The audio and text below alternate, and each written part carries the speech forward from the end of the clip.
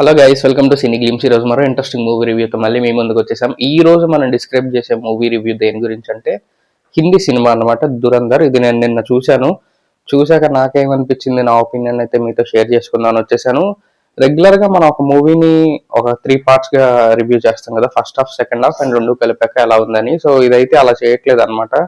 ఎందుకంటే cinema length 3 hours 34 minutes ఉంది.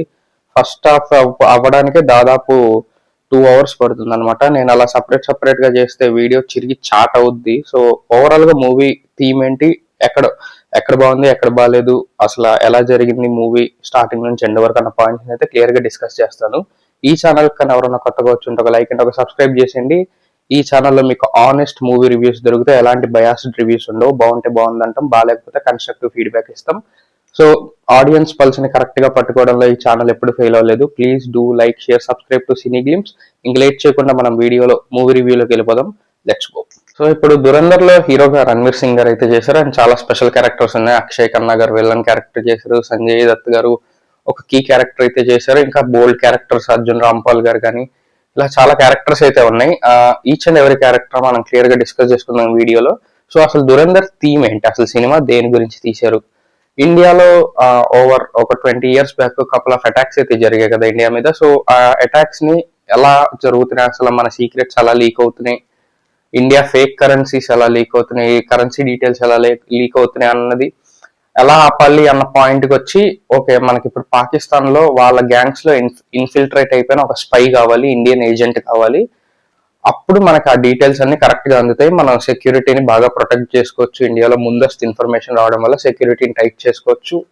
ఇలా ఆ స్పైగా ఉండడానికి ఎవరు కరెక్ట్, ఇంటెలిజెన్స్ లో నుంచి ఎవరన్నా, లేకపోతే రా ఏజెంటా, ఐపీఎస్ ఆఫీసరా, లేకపోతే ఇంకెవరన్నా, ఇలా ఎవరిని పెడితే బాగుంటుందని డిస్కషన్ లో ఒకరినైతే పిక్ చేస్తారో అది రణ్వీర్ సింగ్ గారు అనమాట. రణ్వీర్ సింగ్ గారు అసలు ఎవరు అన్నదైతే మీరు సినిమా చూడాల్సిందే. అతను రా ఏజెంటా, లేకపోతే ఒక పోలీస్ ఆఫీసరా, ఇంటెలిజెంట్ లో పనిచేసే ఒక ఆఫీసరా, ఇది తెలుసుకోవాలంటే మూవీ చూడాలి. నేను అదైతే రివీల్ చేయను. సో ఇలా పాకిస్తాన్ గ్యాంగ్ లో ఒకరిని పెడితే మనకి ఇన్ఫర్మేషన్ ముందుగానే తెలుస్తుంది కాబట్టి మనం అలర్ట్ గా ఉండొచ్చు అన్న కాన్సెప్ట్ లో ఇది ఓవరాల్ థీమ్.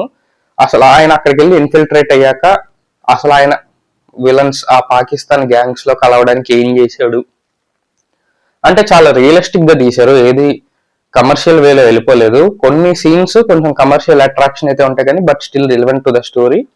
అసలు ఈయన ఇన్ఫిల్ట్రేట్ అవ్వడానికి ఆ గ్యాంగ్స్ లో ఏం చేశాడు, ఎలాంటి స్టెప్స్ తీసుకున్నాడు, ఆ అక్షయ్ ఖన్నా గారు ఎవరు, అక్షయ్ ఖన్నా గారి ఇది రెహమాన్ డెకాయిట్ అనుకుంటా అతని పేరు, అతను ఎవరు, అసలు రణ్వీర్ సింగ్ గారు అతని గ్యాంగ్ లోకి ఎలా చేరాక ఏం చేశారు అన్నది ఒక స్టోరీ, మంచి స్టోరీ నడుస్తూ ఉంటుంది.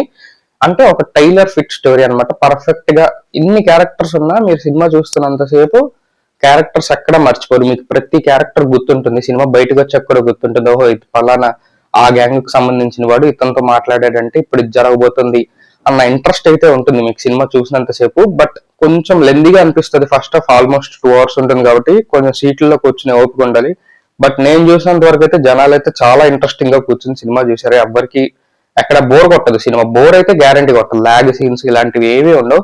మధ్యలో హీరోయిన్ వచ్చినప్పుడు అక్కడ కొంచెం లాగ్ అనిపిస్తుంది కానీ అది కూడా ఎక్కువసేపు ఉండదు. 2-3 minutes ఉంటాయి హీరోయిన్ మధ్య సీన్స్.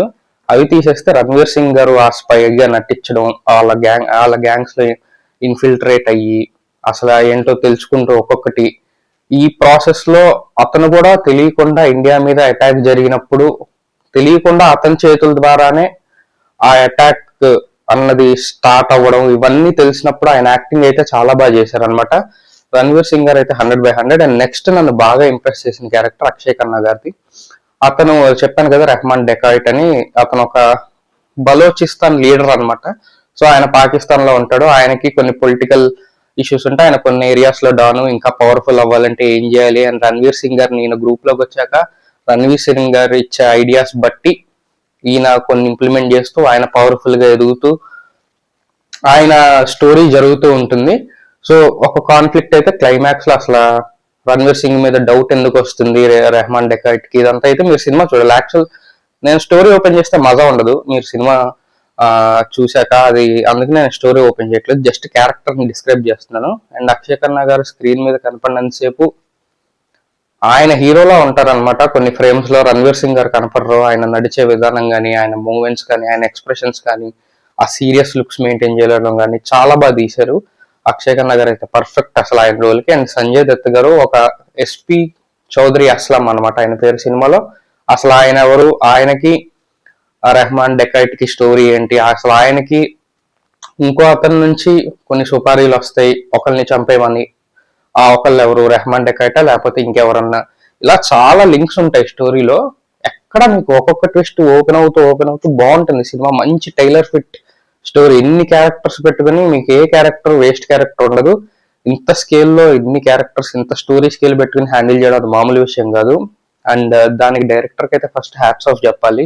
ఆదిత్య ధర్ అనుకుంటా డైరెక్టర్ పేరు. చాలా బాగా తీసుకెళ్లారు స్టోరీ. కానీ screen play, major advantage of the film screen play. అసలు ఆ స్టోరీ ఓపెన్ చేసే విధానం ఒక్కొక్క చోట అల్టిమేట్ గా ఉంది. అండ్ మ్యూజిక్ కూడా చాలా బాగుంటుంది. బ్యాక్గ్రౌండ్ మ్యూజిక్ ఆల్రెడీ మనకి ఇన్స్టాగ్రామ్ లో అక్షయ్ ఖన్నా గారిది వైరల్ అవుతుంది కదా రీల్. ఆ సీన్ వచ్చినప్పుడు అయితే ఫుల్ ఎంజాయ్ చేస్తారు. ఫుల్ మీల్స్ ఆ సీన్. మీకు ఇంకా సినిమాలో ఏం చూసినా చూడకపోయినా ఆ సీన్ చూస్తే మంచి మజా వచ్చేస్తుంది. అండ్ రణ్వీర్ సింగ్ గారు యాక్షన్ సీక్వెన్సెస్ అన్ని చాలా బాగుంటాయి. ఓవరాల్ గా అయితే 3.5 hours ఉన్నా కూడా ఒక perfect solid end to end story. మీకు ఫస్ట్ ఓపెనింగ్ కార్డ్ నుంచి క్లోజ్ అయ్యే టైటిల్ కార్డ్ వరకు కూడా ఎండ్ టు ఎండ్ స్టోరీ ఉంటుంది అనమాట. ఎక్కడ ల్యాగ్ ఉండదు, అన్నెసెసరీ సీన్స్ ఉండవు. అక్కడ అదే ల్యాగ్ ఉండకపోవచ్చు కానీ స్లోగా ఉంటుంది. హీరోయిన్ సీన్స్ వచ్చినప్పుడు అక్కడ ఒక చోటే రిమైనింగ్ పర్ఫెక్ట్. మీరు లిటరల్ గా ఇది సినిమా అంతా పాకిస్తాన్ లో షూట్ చేశారు.